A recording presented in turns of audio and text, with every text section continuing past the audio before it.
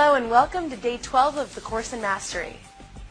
Today, Tom Wood is going to share with you the secrets of negotiating, and Roger Dawson is going to talk about what he calls advanced tactics for power negotiating. Here's Tom. Thank you, Coral. Today we're going to be talking about negotiating, getting what you want while you help others get what they want.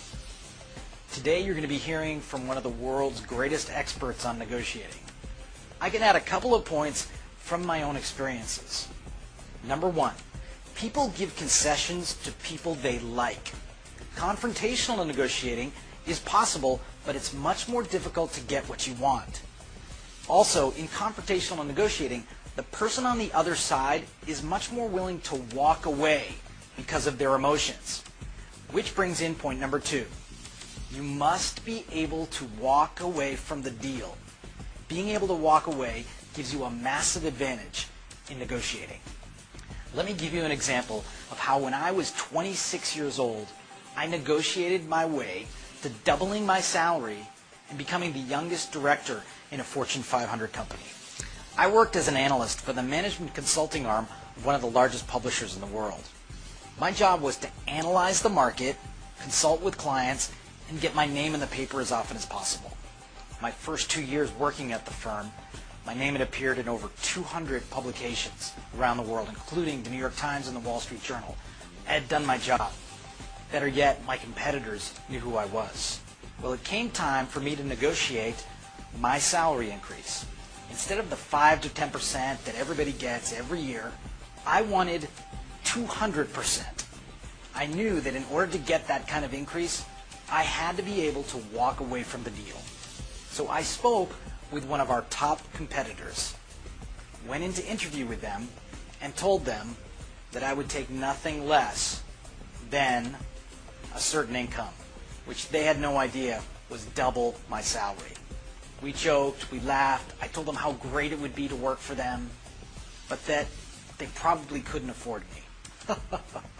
Well, they thought that things were going great, and they had an ego, and they said, of course we can afford you. You see, I got them to like me. They were willing to concede because they liked me. And also, I was willing to walk away, and they knew it. I got the job, but it wasn't over. Now, with this new job offer, I went back to my current employer, and I told them that I had been offered a job, and it looked like I was ready to go. Of course, they were in shock. They said, what could possibly be the offer that got you to go? And I showed them the offer, and their jaw dropped. I told them that, listen, there'd be just really one thing that would help me to stay. Two things, actually. One, you'd have to keep the current income that I have from this new offer, doubling my income, essentially. And the second thing is I wanted more responsibility. I wanted to be in charge of Asia. I wanted to be the director of Asian operations. Well, they knew I was willing to go, and they liked me.